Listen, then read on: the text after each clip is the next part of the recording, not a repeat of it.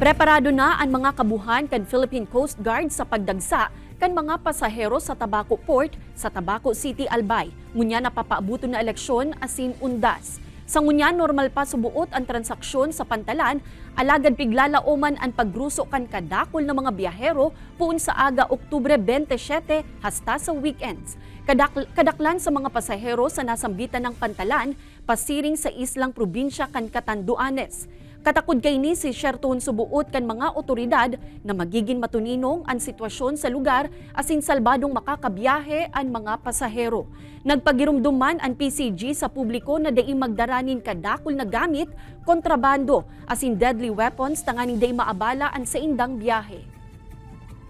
Bali may naka-dispatch na po tayong K9 sa mga personnel doon sa port. Bali sa ngayon, hindi pa naman ganong mga pasahero.